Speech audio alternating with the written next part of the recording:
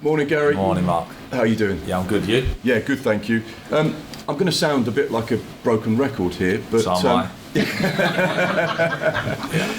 What's the latest with the takeover? We know the paperwork's been signed. It's just with the Premier League to ratify the deal, and of course the lawyers. Have you been given any information as to how close it may be and what the latest is?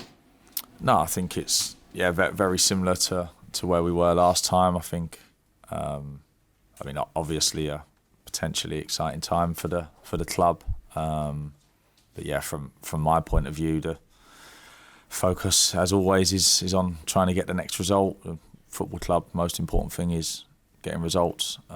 So yeah, my focus has been purely on let's get to Fulham, let's go get another positive result. Bill Foley was in the country at the weekend, watched the win against Leicester, met the players in the dressing rooms, been to the training ground. In the conversations you've had with him in this short space of time, how positive have they been and how excited are you for the future of this football club, having listened to what he said? Yeah, I think as I said, it is potentially exciting. It was good for him to be here. Obviously, the atmosphere was good. It was a good result. So yeah, I think as I say, potentially exciting for the club. As reference to conversations, it's more Richard Hughes and Neil Blake. It was obviously Bill popped in after the game to say well done to everybody on a good result. But yeah, from that point onwards, Richard Hughes and Neil Blake just keep me up to date with everything I need to know. Now, Gary, 5 games unbeaten, another win. Surely now you're looking at this situation and the job you're doing and the momentum you created and the position at the table, and you must be thinking, I want this job now. This is an incredible opportunity at a brilliant football club. Things are going well. I'm enjoying it. The lads are enjoying it. Do you want the job? I mean, that's not my chain of thought at all. I understand why you asked the question. My chain of thought is, we're 5 unbeaten. Good win last weekend, but I know how quickly it can change. I know how fine the margins are. Could very easily have lost a game against Brentford. Could very easily have lost a game at Wolves. Nottingham Forest coming back from 2-0 down. So we need to keep our levels. We can't let things slide even 1 or 2%. I think it will affect results at this level. The level is so high that we just have to stay focused. So not in any way getting carried away. Not in any way changing my mindset as to where I am. Just fully focused on the next game. If you were the new owner, would you give yourself the job? I wouldn't want to own a football club. Too many big decisions to make. Up next, Fulham away in the Premier League. They've lost their last 2, conceded 7 goals, but clearly a very different proposition to the side that got promoted a few years ago. How big a challenge will this be for your side? Yeah, it's a real challenge. They're a good side, have a real sort of defined way of playing that they stick to. But within that, they have lots of different strengths that can trouble you. They play through their shape really well. Obviously, have Mitrovic, who's a massive threat if they decide to go direct, and crosses and set pieces are a threat on the sides with tricky wingers. So yeah, they're a good side. It's going to be a tough afternoon for us for sure, but one that we're well prepared for, and hopefully we can go there and give a real good account of ourselves again. And finally for me, just team news, what's the latest? Have you got anyone that's back in contention or any niggles or worries you're concerned about? Yes, so really good fitness wise. I think comes too quickly for Lloyd Kelly still, and David Brooks is still recovering, but apart from that everyone's doing really, really well, so looking forward to it. Thank you. Okay. Just to follow on that, so Joe Rothwell and Ben Pearson, I think, have been pictured in training this week on the club's gallery. Are they now in contention, or are they still a little bit of time away? No, they're back training. They're fully training with the group. So it's been a good week for both of them.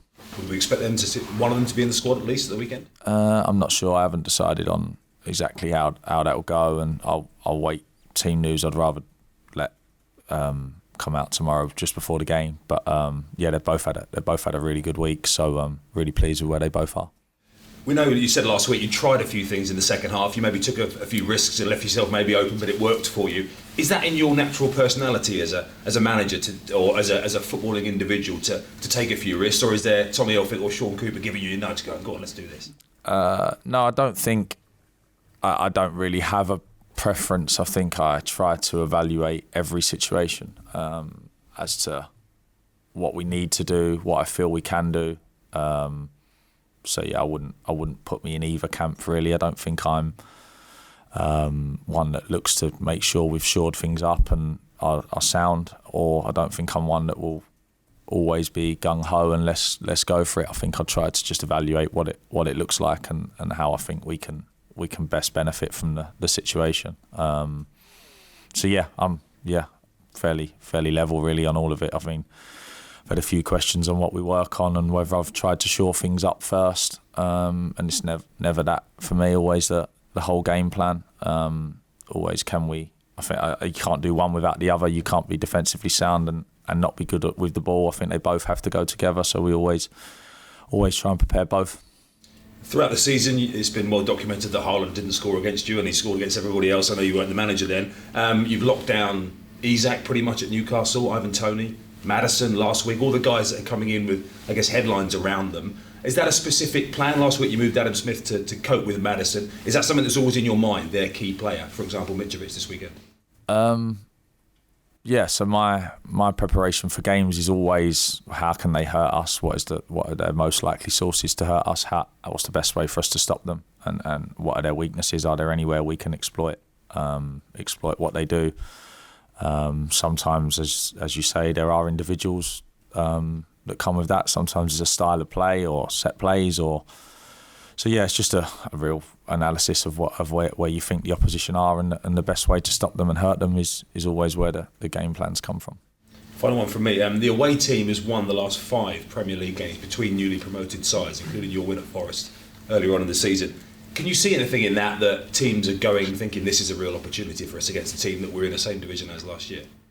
No, I don't think so. I would guess that is probably coincidence, that stat, but I think obviously two newly promoted teams, you both go into the game thinking this is one that we can be competitive in. That's definitely how I feel about it. But Fulham are still a very good side. They've moved on a lot from where they were last season as well. They've some good additions. So yeah, definitely won't be an easy game for us. Hi Gary. You mentioned players returning. You've got Joe Rothwell, Ben Pearson seemingly being a bit closer. How healthy is it to have that competition in the squad? Yeah, it's nice. We've been a little bit short numbers wise the last couple of weeks. Sort of the match day squad has sort of picked itself. With people coming back, it now gives us decisions to make, which is nice. So yeah, really positive that the boys are coming back and are able to add something. 5 unbeaten now. What's the mood in the camp been like this week? Yes, it's good. Mood's obviously good. Everyone's in a good place, physically, mentally. But as always, making sure we guard against any form of dropping our levels. It has to stay the same. We have in the Premier League, the club we have to make sure it's at 100% always. So yeah, that's been the focus this week. This weekend it will be our 200th Premier League game.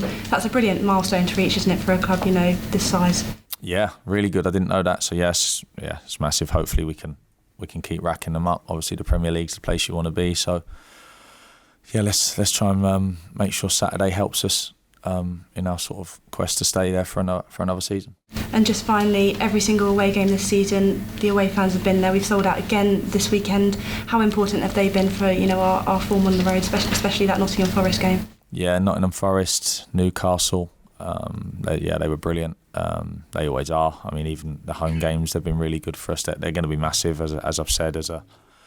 Generally, we'll be underdogs this year, and the support and the backing of the fans will be massive for us in good moments. Like here at the weekend, they made it really difficult for Leicester once we got on top. I felt the whole atmosphere, the way them and the players managed to combine to create a real feel around the place. And then also when it's difficult, Nottingham Forest, Newcastle, where we're trying to hang on to see out a game, they were right behind the lads. So the relationship between the fans and the players is going to be massive for us this season.